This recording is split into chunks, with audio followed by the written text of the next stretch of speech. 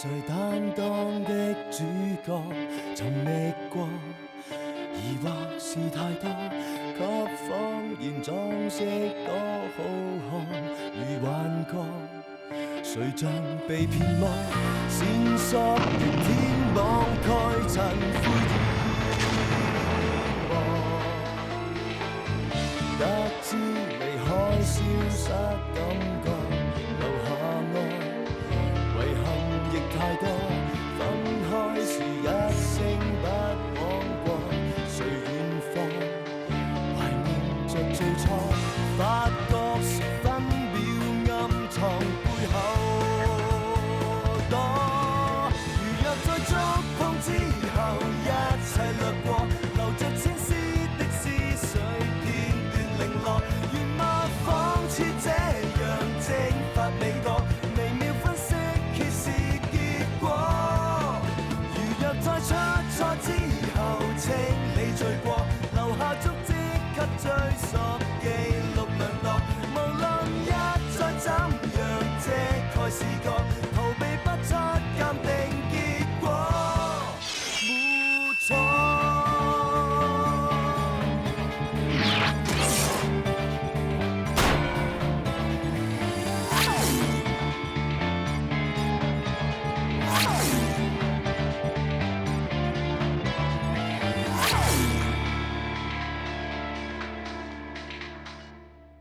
ទីនេះល្អមែនមានតុកៅអីគ្រាន់តែខ្វះឆ័ត្រមួយស្រឡាញ់គេច្បាស់ណាស់មិនអញ្ចឹងមិននឹងអាចខឹងពេលដែលឃើញគេនិយាយជាមួយស្រីផ្សេងនេះហៅថាប្រច័ណ្ឌឲ្យពួកគេមកជួបនឹងគូឆៃនេះនិយាយពីរឿងកុនគ្មានចំណាយខ្ញុំទេឯងខ្ញុំចង់ផ្ដល់យោបល់ខ្លះតួអង្គម៉ាដាមមួយខ្ញុំត្រូវយកឲ្យបានឲ្យតានាងយល់ព្រមលោកឆៃច្បាស់ជាស្ដាប់តាមវ៉ាវខាងនេះក៏ស្អាតដែរទៅប្រយ័ត្នផ្ដាសាយពួកយើងម្នាក់ក្នុងរឿងនេះសុទ្ធតែសំខាន់ណាស់អូទាំងពីរអ្នកតែម្ដងអូស្អាតណាស់ស្អាតណាស់មនុស្សស្លាប់មនុស្សស្លាប់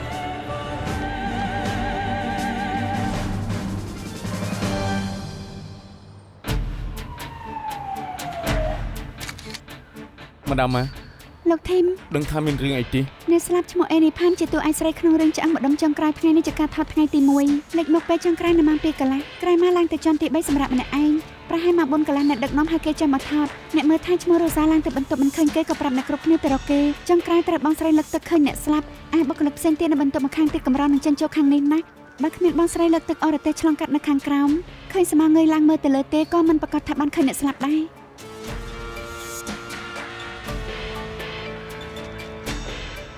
ម៉ាដាមដឹកតែគឺពួកយើងក៏តែមកដល់ដែរកំពុងប្រាប់ពីដំណើរដែលឃើញអ្នកស្លាប់តែលោកធីមលើកកំបិតមានស្លាប់ការយកកាយ៉ៅដៃមិនបានទេ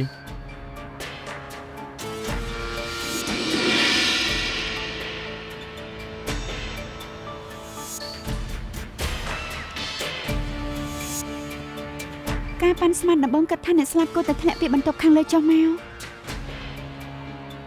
ឯនេះប្រាប់អ្នកដឹកនាំថាកាមេរ៉ាចាប់ពីការលោតពីលើជាន់ទី2ចុះតែម្ដងលោកក៏ដឹងថាការប្រើតួជំនួសគឺត្រូវការពីច្រើនណាស់បើគេចង់ប្រើតួជំនួសគឺត្រូវធ្វើការងារច្រើនដូច្នេះពួកខ្ញុំក៏រំលងប្លង់ Cherry មុនអញ្ចឹងឯនេះអាចឡើងទៅសម្រាប់បានព្រោះតែពួកយើងត្រូវថតនៅផ្ទះនេះពី3ថ្ងៃពួកយើងក៏រៀបចំបន្ទប់នៅខាងលើតារាស្រីមួយចំនួនទុកសម្រាប់ឲ្យពួកគេនៅបន្ទប់ជាន់ទី1របស់ឯនេះ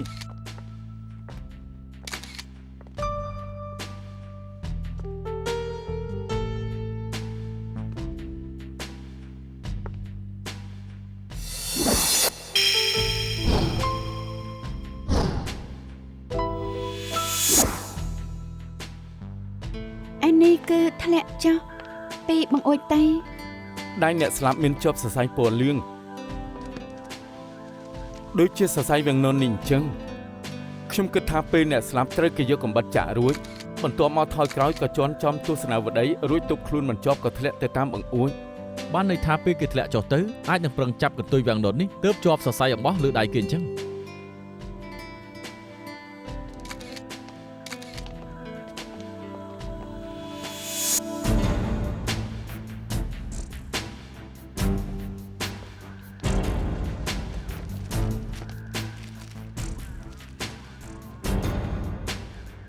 ធ្នើនេះប្រហែលប្រើសម្រាប់ដាក់អាវុធឃាតករ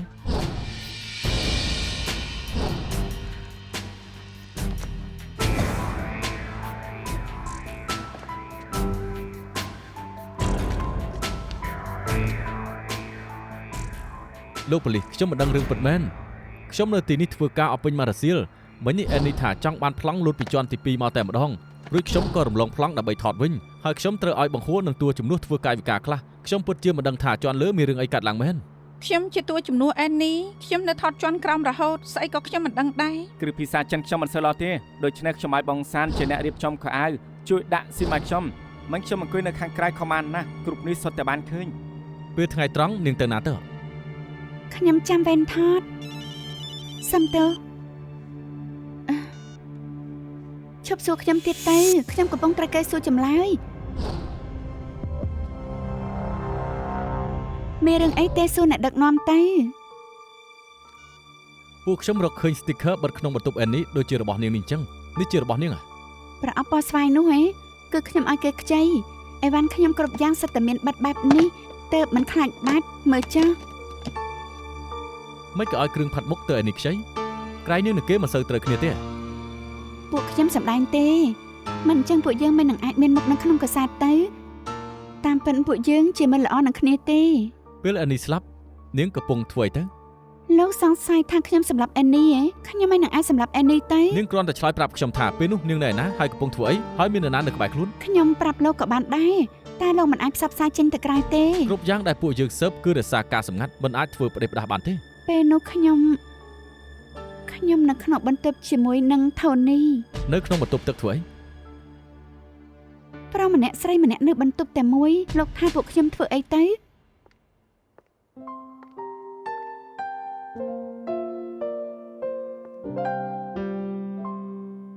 ស្អីក៏ខ្ញុំមិនដឹងដែរខ្ញុំនៅក្បែរអាងទឹករហូតឬគេស្រែកថាមានមនុស្សស្លាប់ក៏ឡើងទៅមើលដែររួចក៏ឃើញអេននេះស្លាប់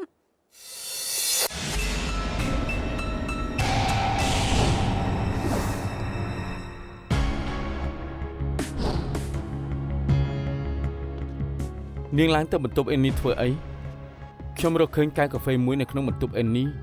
ក្នុងកែវមានតាយោមួយដូចមួយនេះអញ្ចឹងមានស្នាមដែលធ្លាប់ខាំហើយស្នាមខាំនេះគឺដូចគ្នា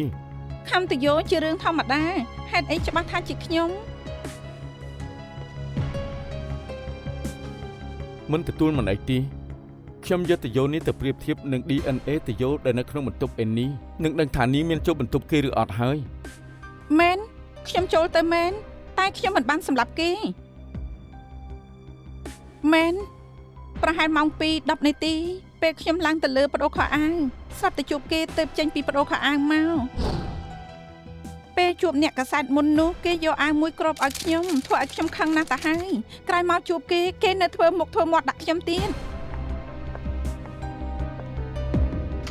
ខ្ញុំខឹងពេកក៏ចូលបន្ទប់គេយកកាហ្វេជះលើអាវគេដើម្បីបញ្ចេញកំហឹងជះរួចហើយក៏រំសាយកំហឹងបដូរខោអាវរួចក៏ចុះទៅក្រោម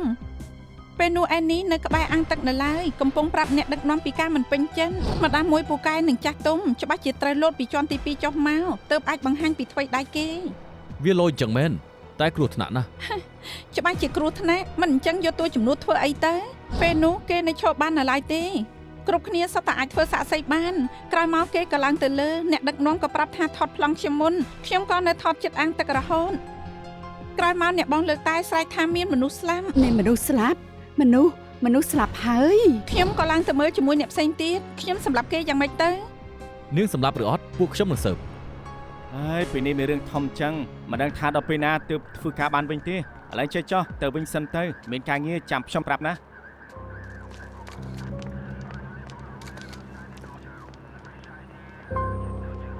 កម្ដៅថ្លៃអ្នកស្លាប់គឺ35កន្លះពេលវេលាស្លាប់ប្រហែលជាម៉ោង3ទៅម៉ោង4ព្រោះតែជំរឿចាក់ជ្រៅពេកក៏ធ្លុះចូលដល់ពោះវៀនហូរឈាមច្រើនរហូតដល់ស្លាប់តែមូលហេតុពិតត្រូវវះកាត់មើលសិនទើបអាចផ្ដល់របាយការណ៍នឹងបានអូខេក្នុងកញ្ចក់អ្នកស្លាប់គឺមានឈាមនិងកំទេចស្បែកប្រហែលជាមុនពេលស្លាប់ប្រតែបន្ទាប់នឹងឃាតកររួចហើយធ្វើឲ្យឃាតកររបួសក្រោយពីពេលឃើញសាកសពនោះអ្នកឃើញអ្នកស្លាប់ពេលចុងក្រោយនៅពេលណាទៅ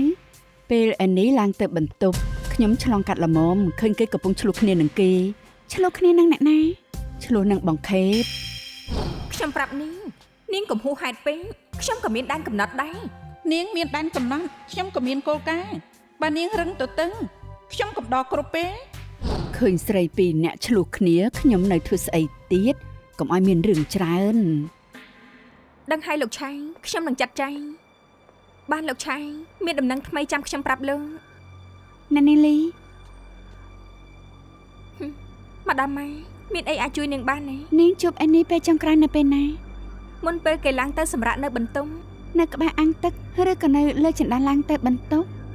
ម៉ាដាមសំនួរនាងដូចជាមានចម្លើយហើយ បងស្រីលើកទឹកថានាងបានឆ្លោះនឹងគេព្រោះតែរឿងអី ខ្ញុំឆ្លោះនឹងគេប្រហែលម៉ាត់មែនតែគ្រប់គ្នាសុទ្ធតែដឹងថាអេននេះពិបាកបំរើណាស់សំណុំពរច្រើនមិនសមហេតុផលខ្ញុំមិនអាចបំពេញសំណុំពរគេបានឡើយ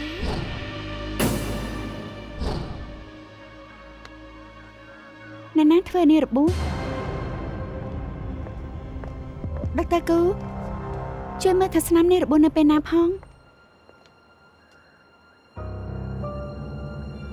របួសគេមិនហូរឈាមជារបួសសាស្បែកគួរតែជាកាយ៉ៅដៃមិនជួបប្រមាណទេ សុំតើផងអ្នកនាងលីខ្ញុំត្រូវអញ្ជើញនាងទៅបោះសហការស៊ើបអង្កេតបើនាងឯកភាពពួកខ្ញុំត្រូវការយក DNA របស់នាង មែនហើយដៃខ្ញុំគឺអេននេះក្រញាំងឲ្យរបួស មើលទៅពួកនាងឆ្លោះគ្នាខ្លាំងណាស់ ដៃម្ខាងទះមិនលឺទេឆ្លោះគ្នាមនុស្សពីរនាក់ទៅឆ្លោះគ្នាកានតែធ្វើឲ្យរបួសដៃឲ្យតែមនុស្សម្នាក់ធ្វើទៅបានហើយរបួសមិនបានន័យថាពួកយើងឆ្លោះគ្នាខ្លាំងឡើយ ចាស់ពួកនាងឆ្លោះគ្នាយូរប៉ុណ្ណា ប្រហែល1នាទីទៅ2នាទីគេខាងមួយផ្លែតក៏ទៅបន្ទប់វិញ ចុះបន្តមកទៀតមានបានជួបនឹងអេនីទៀតទេ អត់ទេខ្ញុំមានការក៏ចេញទៅក្រៅមួយផ្លែតពេលដែលមកវិញអ្នកដឹកនាំក៏ហៅទៅមើលប្លង់ហើយទៅរកអេនីនៅគ្រប់កន្លែងទៀតពេលដែលខ្ញុំបានជួបគេស្លាប់បាត់ទៅហើយ អ្នកណាអាចបញ្ជាក់ថានាងចេញទៅក្រៅទៅ អេរ៉ាញ់គឺគេឃើញខ្ញុំចេញទៅដោយផ្ទាល់ភ្នែក លោកពលាអ្វីដែលខ្ញុំបានដឹងប្រាប់អស់ហើយពួកលោកនៅចង់ដឹងរឿងអីទៀត ពួកយើងមិនចង់ដឹងពីរឿងលោកឡើយពួកយើងចង់ដឹងពីរឿងខាលីលោកបានឃើញខាលីបើកឡានចេញទៅក្រៅដោយផ្ទាល់ភ្នែកមែនទេ មែនហើយខ្ញុំឃើញបងខេតចាក់ចេញបងខេតណាបងខេតអត្ថបទនេះខ្ញុំប្រែរួចហើយខ្ញុំអានឲ្យបងស្ដាប់ត្រូវទេ ពេលនេះខ្ញុំបញ្ញាចាំមកវិញទៅ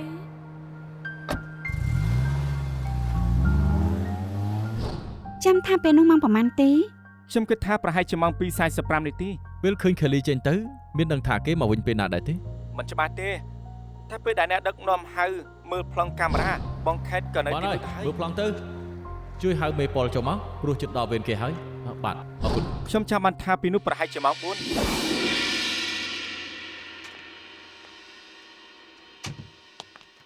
ភាសាចិនអេរិចមិនសូវល្អម៉ាដាមនិយាយនឹងគេបានដែរ ចម្លើយរបស់អេរិចដូចជានាងអញ្ចឹងប្រាប់ថានាងចាក់ចេញទៅនៅម៉ោង 2:45 នាទី អញ្ចឹងខ្ញុំទៅបានហើ សុំ យ តើផងអ្នកនាងលីមិនតាន់បានទេមែនហើយអេរិចថាឃើញនាងចាក់ចេញទៅនៅម៉ោង 2:45 នាទីពេលមើលប្លង់ម៉ោង 4 កន្លះនាងមកវិញហើយ ចុះមានបញ្ហាអីទៅ ព្រោះនាងអាចទៅជាង1ម៉ោងឬក៏ជាង10នាទី សូមអង្គុយចុះ ម៉ោង 2:45 នាទីដល់ម៉ោង 4 កន្លះនាងទៅណាមានអ្នកណាជួបនាងឬអត់នាងមានផលតាមនៅកន្លែងកាត់ហេតុឬអត់ ខ្ញុំមិនបានសម្លាប់គេទេ រំខាននាងសហការនឹងខាងប៉ូលីសឆ្លើយនឹងសំណួរខ្ញុំសួរនាងម្ដងទៀតម៉ោង 2:45 នាទីដល់ម៉ោង 4 កន្លះនាងទៅណាមានអ្នកណាជួបនាងខ្លះហើយនាងមានផលតាមនៅកន្លែងកាត់ហេតុឬអត់ ខ្ញុំទៅណាជារឿងផ្ទាល់ខ្លួនខ្ញុំមិនត្រូវការប្រាប់ទៅខាងប៉ូលីសឡើយ នាងមិនព្រមឲ្យផលតាំងដែលមិននៅនឹងកន្លែងនាងមិនចង់លុបលាងការសង្ស័យផ្ដល់ភាពស្អាតស្អំឲ្យខ្លួនឯងទេ ម៉ាដាមខ្ញុំគិតថាមានរឿងខ្លះនាងយល់ច្រឡំហើយតាមច្បាប់ស្មារតីហុងកុងគួរតែនាងជាអ្នកបញ្ជាក់ថាខ្ញុំមានទោសមិនមែនបញ្ជាក់ថាខ្ញុំខ្លួនឯងស្អាតស្អំឡើយ បានបើនាងមិនព្រមសហការពួកយើងមានតែ ធ្វើតាមច្បាប់ដោយឃុំខ្ញុំក្នុងពេល48ម៉ោងមានតែ2ថ្ងៃគួរតែគ្រប់គ្រាន់ឲ្យនាងទៅរកផុសតាំងបញ្ជាក់ថាខ្ញុំសម្លាប់មនុស្សតែខ្ញុំអាចប្រាប់នាងឲ្យអស់ចិត្តថាស្អីក៏រកមិនឃើញដែរក្រៅពីពាក្យថាខកចិន បានអ្នកនាងលីដឹងពីដំណើរការច្បាប់ច្បាស់អញ្ចឹងខ្ញុំមិនបាននិយាយច្រើនទេ Wilson ឯងនាំអ្នកនាងលីទៅធ្វើលិខិតឃុំគេ48ម៉ោងទៅ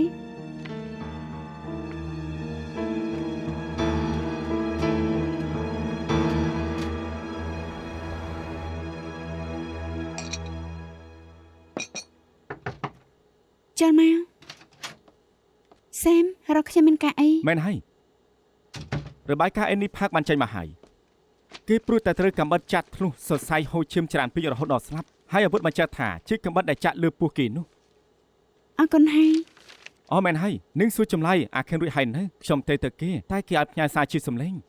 គេមិនសការលាក់បាញ់ចម្លើយម្យ៉ាងគ្មានផតាំងនៅនឹងកន្លែងទៀតដូច្នេះខ្ញុំខំគេ48ម៉ោងធ្វើការស៊ើបបន្ទាន់ នឹងសង្ស័យថាខេតជាអ្នកសម្លាប់មនុស្សឯង បានលោកប្រាសមាសភាពជាពេទ្យកោសាវិច័យសួរខ្ញុំអាចឆ្លើយប្រាប់លោកបានតែបើសួរខ្ញុំក្នុងនាមជាមិត្តភក្តិខិតលីមិនអាចប្រាប់បាននោះទេ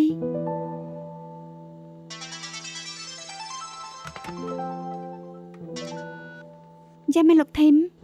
ម្ដាមម៉ាខ្ញុំរកឃើញរបស់ខ្លះនៅក្នុងទូរស័ព្ទអេនីផាន់ខ្ញុំនិងអាយវ៉ែនកំពុងតែធ្វើហើយ ខ្ញុំនៅជាមួយសែមពួកខ្ញុំនឹងទៅភ្លាមយ៉ាងម៉េចហើយលោកធីមឃើញអីទេ ម្ដាមម៉ាពួកខ្ញុំឃើញឃ្លីបមួយនៅក្នុងទូរស័ព្ទអ្នកស្លាប់ត្រូវបានលុបចោលម្ដាមម៉ាទីនេះឃើញច្បាស់ថាមុនពេលគេស្លាប់បានថតឃ្លីបចំនួន7ពេលនេះបាត់ឃ្លីបលេខ003 ខ្ញុំមិនតំណាងឲ្យអីឡើយអាចថាអេនេះយកថាវាអត់ប្រយោជន៍ក៏លុបចោល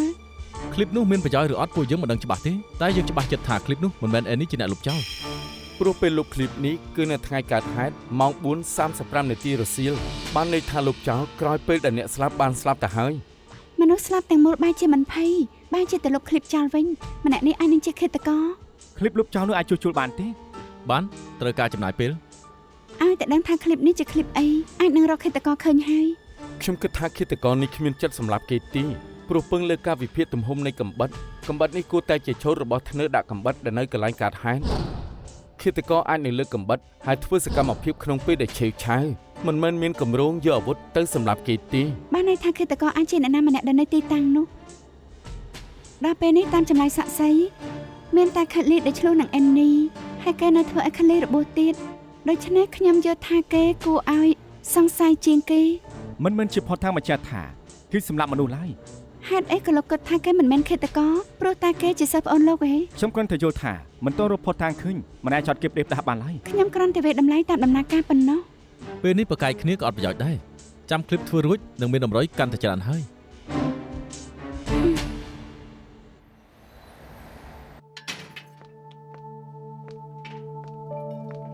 យ៉ាងម៉េចដៃមិនអីទេ របួសតូចតាចគ្មានអីធំដុំទេ កុំស្មានថារបួសតូចតាចមិនអីបើសិនជាឆ្លងមេរោគគឺយ៉ាប់ សូម្បីបងក៏យល់ថាខ្ញុំសម្លាប់អេនេះដែរ នឹងសម្លាប់ឬអត់ទុកឲ្យប៉ូលីសជាអ្នកស៊ើបចុះ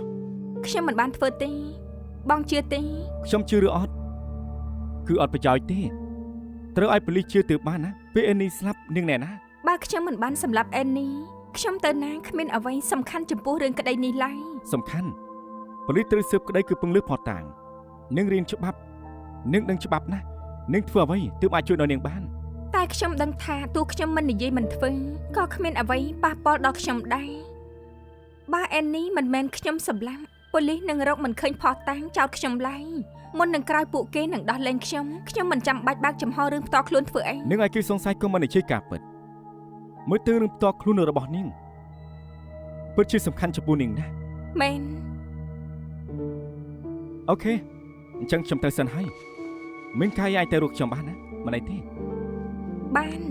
បើខ្ញុំហូបអីទៅខ្ញុំណាត់បងពេល39ម៉ោងក្រោយចាស់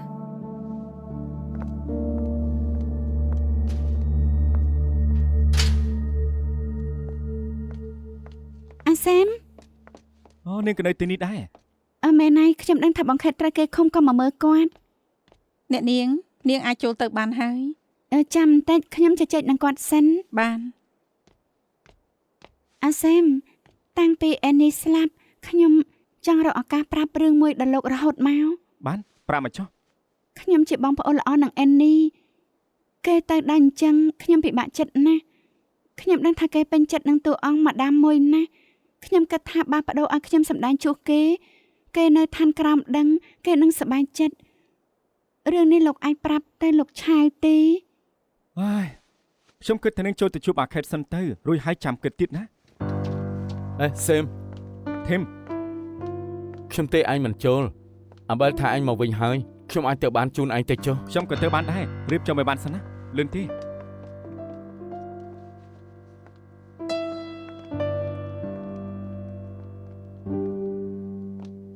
មិញនេះមើលតែឯងដូចជាចង់រត់គេចណា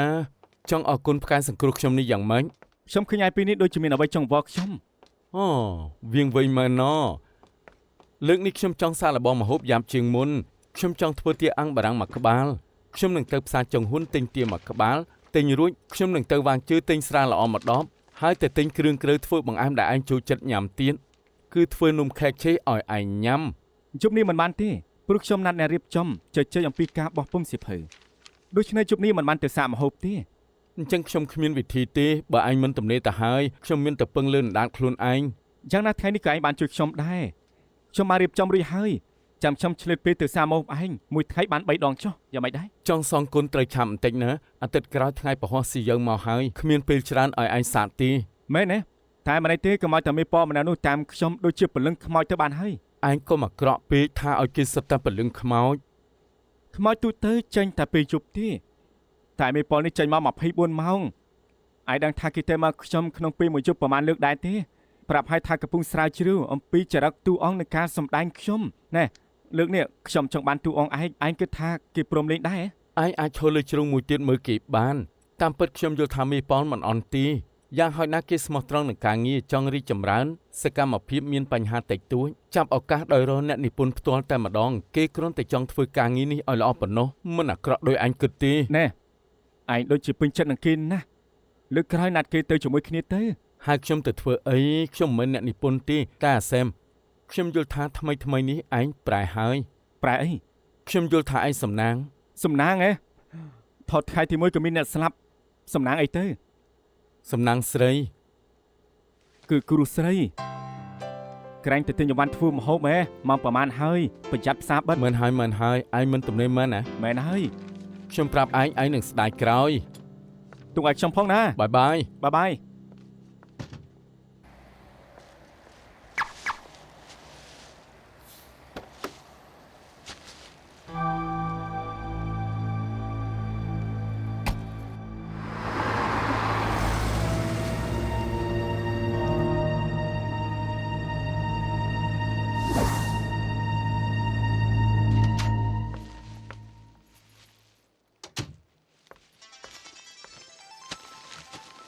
អាឡូ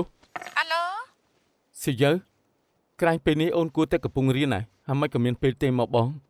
ថ្ងៃនេះគ្រូឈឺសុំច្បាប់ អញ្ចឹងមិនមានសម្រាប់ទៅហើយទេហ៎ សម្រាប់អីខ្ញុំនៅមានអត្ថបទ3ទៀតត្រូវឲ្យគ្រូ អញ្ចឹងឆាប់ធ្វើទៅមិនអញ្ចឹងមិននឹងអាចមកវិញទាន់អាទិត្យនេះអាយ៉ា កាត់អីហ្នឹង គ្មានអីទេចង់ផ្ដល់ភាពភ្ញាក់ផ្អើលឲ្យអូនមកវិញដឹងហើយ អ្នកណាផ្ដល់ភាពភ្ញាក់ផ្អើលឲ្យអ្នកណាមិនទាន់ដឹងទេប៉ុណ្ណឹងចុះបាយបាយ បាយ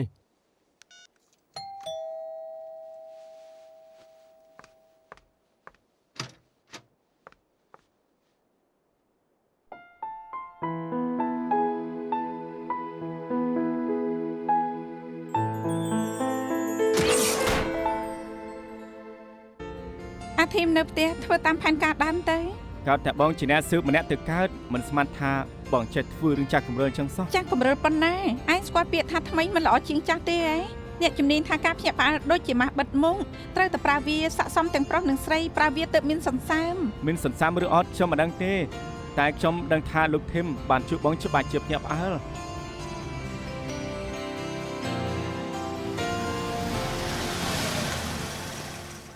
មកដល់ហើយ បងទៅហើយណាពេលយកវេលីបងទៅផ្ទះកុំភ្លេចប្រយ័ត្នផងឮទេ មិនអាចឲ្យដបកញ្ចក់បងបែកដឹងហើយក ុំភ្លេចណា ដឹងហើយ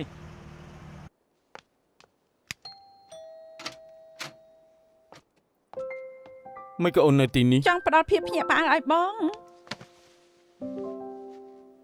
ហើយ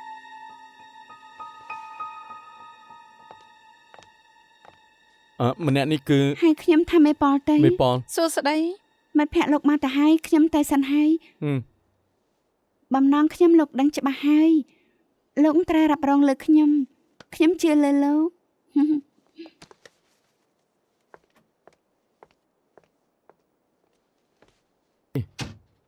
មិនដូចអ្វីដែលអូនឃើញនោះទេណា បានហើយមិនបាច់បកស្រាយ មិនបាច់បកស្រាយមើលណា គ្រាន់តែមើលប្រមាណនាទីខ្ញុំហ៊ានច្បាស់ចិត្តថានាងម្នាក់នេះនឹងបងគ្មានអីនឹងគ្នាឡើយទី1ថ្មីត្បិតគេស្លៀកសិចស៊ីតែបងស្លៀករៀបរយទី2ពេលខ្ញុំចុចកណ្ដឹងមិញនេះបងប្រញាប់ទៅបើកទ្វារភ្លាមដូចជាចង់រកអ្នកឲ្យជួយរំដោះបង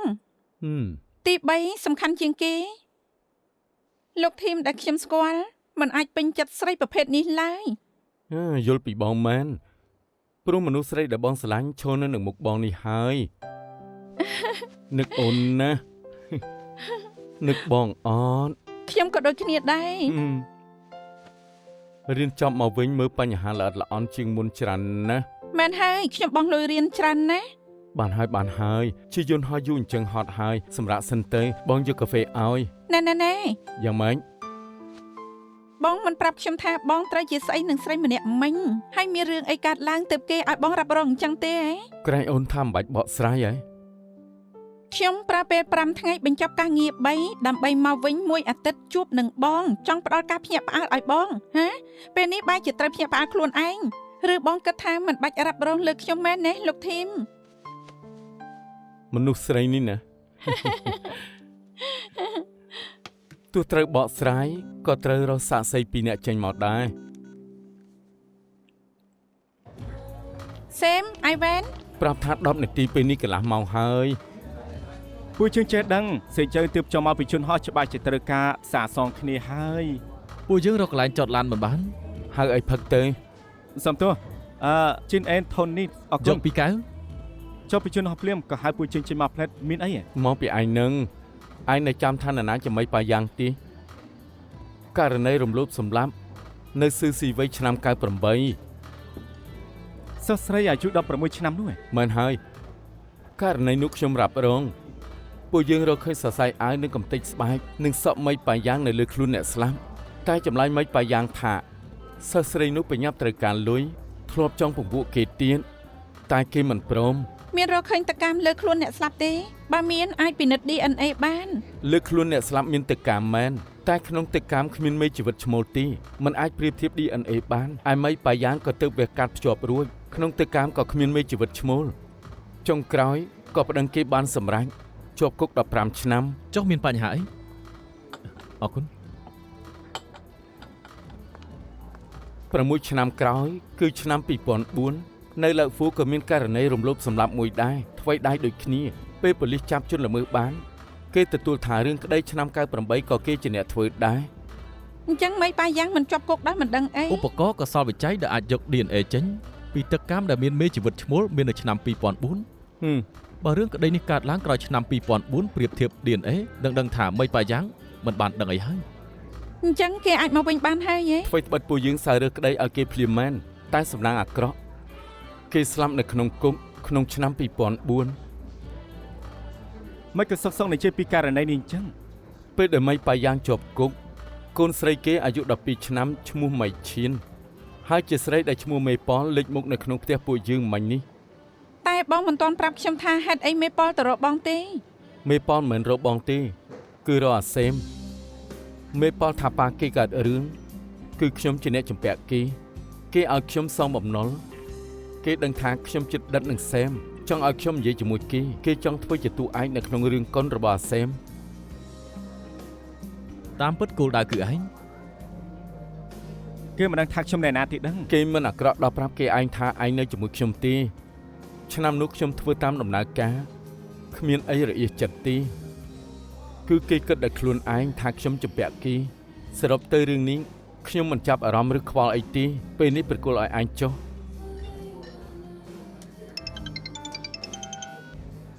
យ៉ាងម៉េចប៉ាចាំខ្ញុំសួរ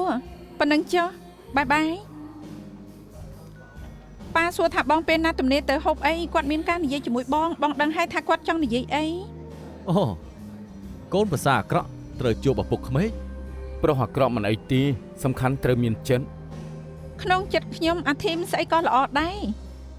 ផឹកមកកៅទៅមក មក ចាំមិនឲ្យហេនរីឃ្លីបជួសជុលហើយនៅ នៅទេម្ដាម គ្រប់48ម៉ោងខ្ញុំត្រូវលេងមនុស្សហើយខ្ញុំគ្មានពេលទេ1ម៉ោងទៀតគ្រប់ទេ ម្ដាមឲ្យខ្ញុំ10ម៉ោងប្រហែលជាបានអញ្ចឹងមានតែលេងគេឲ្យម្ដាម ម៉ាដាម អរគុណ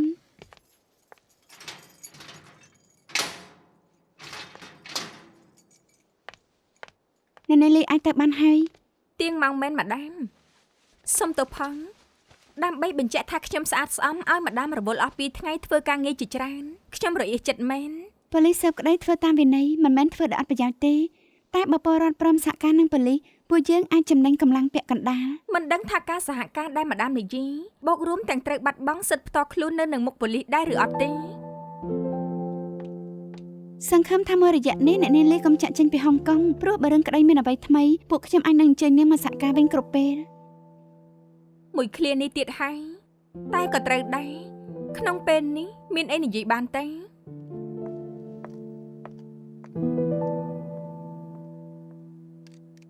កើតទេ ចិត្តរួចហើយ ម៉ាក់អេអាយវ៉ាន់មិនក៏មកអញ្ចឹង មែនហើយថ្ងៃនេះបងសម្រាំងអ្នកមិញហៅមកញ៉ាំអី ថ្ងៃនេះម៉ាក់ចង់យកអំពូលខូចទៅបដូរដូច្នេះក៏ឲ្យ Ivan ជូនទៅសំណាងមានគេកំដរមិនអញ្ចឹងច្បាស់ជាអស់$1000ហើយណា អ្នកលក់ថាត្រូវកាត់តម្លៃអីវ៉ាន់លក់ចេញមិនអាចបដូរបានទេ គេពូកែណាស់តវ៉ាដល់អ្នកលក់អស់អីនិយាយ ខ្ញុំគ្រាន់តែនិយាយហេតុផលតើអីវ៉ាន់លក់ចេញមិនអាចបដូរបានច្បាប់អញ្ចឹងគឺហាមកំណត់ដោយខ្លួនឯងមាត្រាទី71នៃច្បាប់ហុងកុងគឺបានចែងពីការមិនទទួលខុសត្រូវគេចែងច្បាប់នេះឡើងគឺដើម្បីការពារអ្នកប្រើប្រាស់ សំណាង Ivan ចេះច្បាប់បើបដូរជាម៉ាក់ឯងដឹងហើយថាម៉ាក់ខ្លាចស្មុគស្មាញដល់ពេលនោះច្បាស់ជាធ្វើតាមគេហើយ ដើមឡើយច្បាប់ការពារប្រយោជន៍ត្រឹមត្រូវតែមានអ្នកខ្លះប្រើប្រាស់ច្បាប់ដើម្បីយកផលចំណេញ អ្នកមិញធ្វើរួចហើយចង់ដាក់នៅត្រង់ណាទៅ អូអំពូលនេះគឺដាក់លើក្បាលក្រែអាអ៊ីងជួយយកទៅដាក់ឲ្យខ្ញុំផងបានទេ បាន អរគុណ មិនអីទេ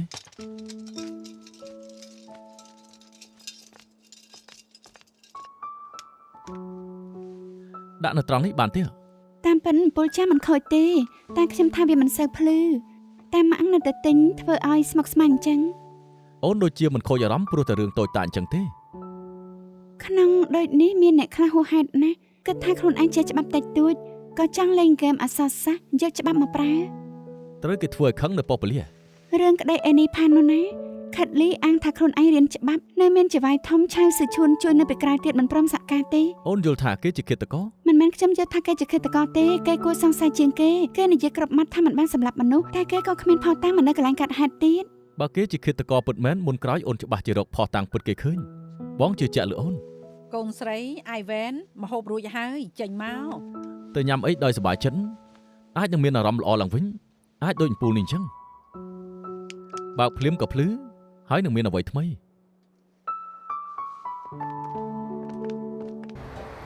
សរសេរឈ្មោះរួចហើយ វ៉ាម្ដាមអង្គុយលេងសិនទៅបានហើយ មែនហើយអរគុណម្ដាម ចំណាយលុយធ្វើអីអរគុណម្ដាម កុំគួរសម អរគុណហើយម្ដាម អរគុណហើយម្ដាម ធំខ្លាំងណាស់អរគុណម្ដាម មួយនេះរបស់ម្ដាមម៉ា ខ្ញុំជួយយកឲ្យ formula ចុះ ខ្ញុំដឹងថាឯងមិនសូវពូកែជាងគេដូច្នេះទិញខ្វះមួយសុំទោស ប៉ុន្តែមិនអីទេគ្រប់គ្នាសប្បាយចិត្តទៅគឺបានហើយ អើមើលគេចុះនិយាយតែដិតទៅហើយនេះរបស់ឯង ខំតែភ័យស្មានតែខ្ញុំគ្មានតើអ្វីត្បិតតែម្ដាមទៅកន្លះឆ្នាំមែនតែមិនដូចរៀនដល់ថ្នាក់មិនចេះនិយាយនោះទេ មែនហើយម្យ៉ាងកាន់តែស្អាតទៀត ម្ដាមរៀនចិត្តសាស្ត្រច្រើនអញ្ចឹងពេលណាបង្រៀនពួកខ្ញុំផងដែរទៅបើស្រួលរៀនអញ្ចឹងម្ដាមមិនចាំបាច់ទៅរៀនឆ្ងាយឡើយមែនហើយអូម្ដាមទៅធ្វើការនៅ CRB ពេលណាពួកខ្ញុំជប់លៀងជូន ពេលសម្រាប់ខ្ញុំមិនទាន់ចប់ទេនៅប្រហែលថ្ងៃទៀតតក់កន្លែងបានប្រាប់ខ្ញុំទៅហៅភ្លាមទៅដល់ផ្លែ ល្អមានឱកាសញ៉ាំឆ្ងាញ់ទៀតហើយ គ្រប់គ្នាចង់ប្រើប្រាស់ខ្ញុំហូបអីគ្មានបញ្ហាទេតែកុំឈរទីនេះមិនធ្វើការជឿថាខ្ញុំប្តឹងទៅម្ដាមពួកឯងទេ ធ្វើការទៅ ធ្វើការ រៀនចប់មកវិញមិនដូចពីមុនមែនពិតមែន ចូលមក រវល់ណាស់ហេ ហើយនៅតែដដែលដូចអញពីលើកមុនអញ្ចឹងអង្គុយមក ពីមុនខ្ញុំកាចណាស់អ្នកអត់ប្រយោជន៍ខ្ញុំតែងដេញចេញក្រៅឯងអញ្ចឹងឬអត់ ខ្ញុំមិនដែរសាក់ទេតែអ្នកអត់ប្រយោជន៍ក៏មិនហ៊ានចូលបន្ទប់ខ្ញុំដែរ ឲ្យឯង ហាធ្ងន់ណាស់តា សុទ្ធតែក្លិនក្រអូប Van Heaver មែនទេ ឯងថានៅហុងកុងគ្មានលក់ឯងដឹងហើយថាមនុស្សស្រីពូកែទិញណា អាយមកតាន់ពេលមែនថ្មីនេះធ្វើការដល់តែដេកមិនលក់ ស៊ើបក្តីតាមស៊ើបក្តីកុំភ្លេចបន្ធូរអារម្មណ៍ខ្លួនឯង ដឹងហើយអរគុណ ខ្ញុំមករកឯងលើកនេះមានរឿងមួយចង់ឲ្យឯងជួយ រឿងអី រោបអ្នកកំដរខ្ញុំគ្មានអ្នកពាក់ត្រូវចង់ឲ្យឯងសាក់មើល បាន និយាយគ្មានផុសតាងខ្ញុំត្រូវការក្តាស់និងសញ្ញារបស់ឯង ខ្ញុំមិនអាចជឿបានដល់ម្លឹងផងហ៎ ជឿបានប៉ុណ្ណាខ្ញុំមិនដឹងទេតែការចងចាំឯងល្អណាស់ឯងគួរចាំថាលើកទី1ដែលពួកយើងជួបគ្នាមានរឿងអីកើតឡើង សុំទោសខ្ញុំមិនអាចធ្វើអ្នកកំដរឯងបានទេ ខ្ញុំមានការងារធ្វើអញរកអ្នកផ្សេងជំនួសខ្ញុំទៅមង្គលការអញខ្ញុំទៅមិនបានឡើយ ធ្វើអ្នកកំដរគេអាចចេញមកព្រោះតែសើបក្តីខ្ញុំចង់ដឹងណាក្រោយមកកូនកំមុំនោះមានរាប់អានអញទៀតអត់ មានតែជារឿង3ខែមុនទៅហើយ មើលចុះខ្ញុំកាចឲ្យចិត្តចង្អៀតទៀតខ្ញុំស្អប់គេខកណាត់ណាស់ ទោះខ្ញុំមិនខ្លាចអញខឹងក៏ខ្លាចលោកធីមខឹងដែរខ្ញុំត្រូវពឹងផ្នែកគាត់ឲ្យជួយបំបែកក្តីទៀតណា ម៉ាត់ណាម៉ាត់នឹង ព្រឹងមិញផ្នែកបច្ចេកទេសជួសជុលឃ្លីបនោះរួចហើយអាមែនរំខានផង ឃ្លីបនេះមានតែ22វិនាទីអ្នកនៅក្នុងឃ្លីបមិនបានមើលកាមេរ៉ាទេអាចជាការលួចថតមើលចុះ ពេលអ្នកនេះជាអ្នកណាហេតុអីក៏អញនេះលួចថតពួកគេ ពួកគេមានការពាក់ព័ន្ធនឹងការស្លាប់ឯនេះ តាមការវិភាគពួកយើងគ្រប់គ្នាមានចាប់អារម្មណ៍អាគារដែលនៅពីក្រោយប្រុសស្រីមកគូនីតិ អាគារដែលនៅខាងក្រៅបង្អួចគួរតែនៅតៃវ៉ាន់គឺអាគារ101នៅតៃប៉េពេលនោះពួកគេគួរតែនៅក្នុងសន្តាគារមួយនៅតៃប៉េ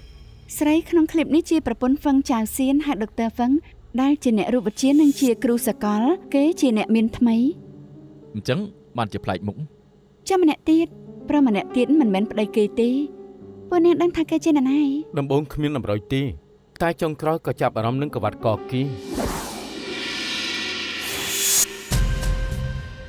វាជា logo Asia Physical Society ជាសមាគមរូបវិទ្យាអាស៊ីខែមុនពួកគេរៀបចំកម្មវិធីមួយនៅតៃប៉េការបរិច្ឆេទដូចនៅថ្ងៃដែលថតឃ្លីបនេះអញ្ចឹងក្នុងនោះមានសាស្ត្រាចារ្យសកលប្រមាណអ្នក ម្នាក់ក្នុងឃ្លីបនេះគឺជាគេឈ្មោះលីជើឈីង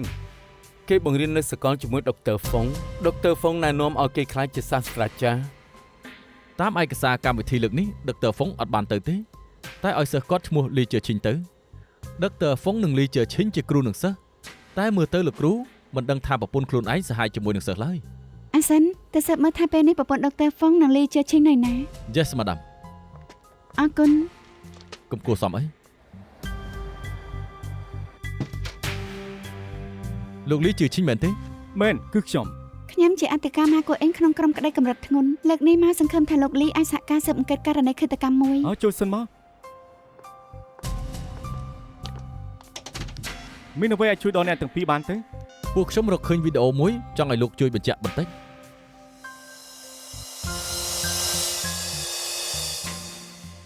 ប្រុសក្នុងឃ្លីបនេះជាលោកហើយអ្នកនៅជាមួយលោកជាប្រពន្ធដុកទ័រហ្វុងចៅសៀនពួកយើងបានឆែកមើលកំណត់ត្រាឆ្លងដែនហើយថ្ងៃ8ខែមុនលោកបានទៅតៃវ៉ាន់ចូលរួមកម្មវិធីរូបវិទ្យាអាស៊ីមួយឯថ្ងៃទី9អ្នកស្រីហ្វុងក៏ទៅតៃវ៉ាន់ជួបនឹងលោកជាថាឃ្លីបនេះពួកលោកត្រូវគេលួចថត ពួកនាងបានឃ្លីបនេះមកពីណាទៅ ពួកយើងរកឃើញក្នុងទូរស័ព្ទដៃអ្នកស្លាប់ឈ្មោះអេនីផាន់ក្នុងករណីឃាតកម្មមួយ ចាតើលោកត្រូវជាអ្វីនឹងឯនេះដែរទេ ខ្ញុំមិនស្គាល់ម្នាក់នេះទេ តារាម្នាក់ស្លាប់ចុះកាសែតពេញហ្នឹងលោកបែរជាមិនស្គាល់គេ អត់ទេខ្ញុំចង់ថាមិនសូវចាប់អារម្មណ៍នឹងព័ត៌មានសំទោសស្អីក៏ខ្ញុំមិនដឹងដែរណាសំទោស រឿងអ្នកផ្សេងលោកមិនដឹងចុះរឿងដែលលោកត្រូវគេលួចថតនេះលោកដឹងទេ អ្នកលួចថតលោកមានយកឃ្លីបនេះមកគម្រាមលោកដែរទេ ឬថាគម្រាមតែលោកមិនចង់ឲ្យលុយដូច្នេះក៏រកវិធីចាត់ការគេទៅឧទាហរណ៍កំចាត់អេនីលុបវីដេអូគិតថាធ្វើអញ្ចឹងអាចបំបត្តិផតតាំងបាននេះ អត់ទេខ្ញុំមិនដឹងរឿងមួយនេះពិតមែនអញ្ជើញចេញទៅវិញទៅខ្ញុំជួយមិនបានទេ ឃ្លីបនេះគឺខ្ញុំលុបចោលមិនពាក់ព័ន្ធនឹងប្អូនខ្ញុំទេមានអីសួរខ្ញុំមក អ្នកនាងលីមិនស្មានថានាងព្រមសហការនឹងប៉ូលីសសោះ កុំពង្រៀងច្រើនពួកនាងចង់ដឹងអី នាងថាឃ្លីបនៅក្នុងទូរស័ព្ទអេនីនាងជាអ្នកលុបមែនទេ មែនហើយព្រោះអេននេះប្រើឃ្លីបនេះគម្រាមខ្ញុំមានយប់មួយខ្ញុំណាត់សេមនិងឈេរីនិងមេបលពីរឿងនិយាយកុនថ្មីមិនយូរប្រហែលខ្ញុំក៏ទទួលបានសាររបស់អេននេះគេថាគេអង្គុយនៅតុមួយទៀតចាំខ្ញុំគេប្រាប់ឲ្យខ្ញុំទៅរកគេតាមពិនគេចង់អង្គុយជាមួយនឹងអាសេមនិយាយពីរឿងកុនថ្មីដែរតែខ្ញុំបដិសេធនឹងគេអេនេះនាងដឹងថាលោកឆាយយកចិត្តទុកដាក់នឹងរឿងនេះណាស់មិនចង់ឲ្យអ្នកផ្សេងដឹងរឿងច្រើនឡើយដូច្នេះការប្រជុំនេះក្រៅពីអ្នកនៅនឹងមុខនឹងក្រៅ screen អ្នកផ្សេងមិនអាចចូលរួមបានឡើយបានហើយខ្ញុំមិនចង់ចេញមកយូរទេចាំនិយាយគ្នាថ្ងៃក្រោយ មើលរបស់ល្អនេះរួចហើយចាំតើ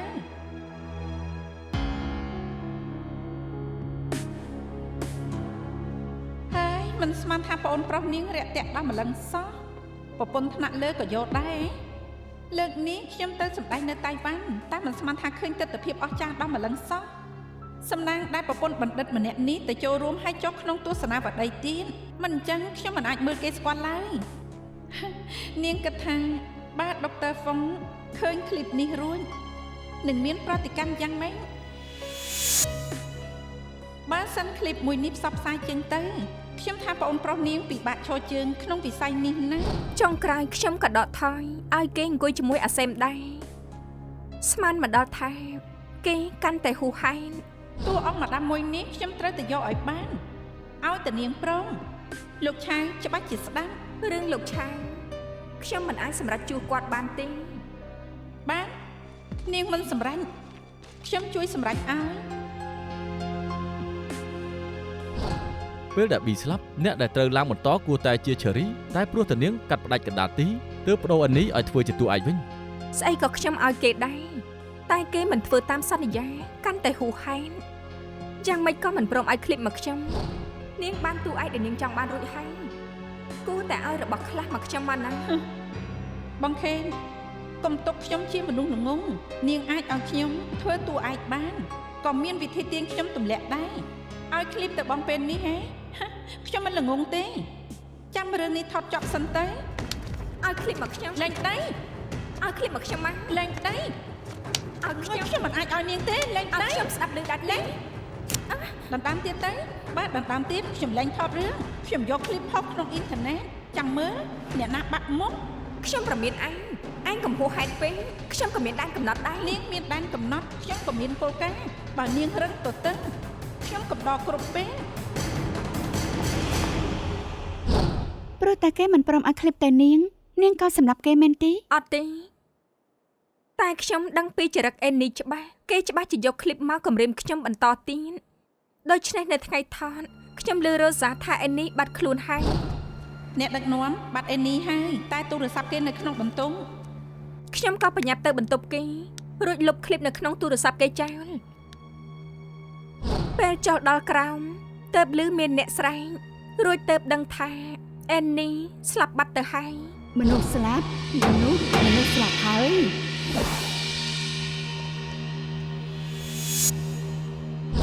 នាងថាមិនបានសម្រាប់អេនីចានៅថ្ងៃកើតហេតុពីម៉ោង3ដល់ម៉ោង4រសៀលនោះនាងនៅណាទៅ នៅតែពាក្យដដែលរឿងផ្ទាល់ខ្លួនខ្ញុំមិនបាច់ប្រាប់ប៉ូលីសឡើយខ្ញុំថាហើយ បញ្ជាក់ថានាងមានទោសជាកាតព្វកិច្ចខាងប៉ូលីស មកដល់ពេលនេះពួកនាងអាចត្រឹមបញ្ជាក់ថាខ្ញុំជាអ្នកលុបឃ្លីបក្នុងទូរស័ព្ទអេននេះតែបើចង់បញ្ជាក់ថាខ្ញុំមានទោសសម្លាប់មនុស្សខ្លាចតែម្ដាមត្រូវប្រឹងប្រែងបន្តទៀតទេ 最終誰擔當的主角尋覓過，疑惑是太多，給謊言裝飾多好看，如幻覺，誰像被騙魔，線索越天網蓋塵灰淹沒，得知離開消失感覺。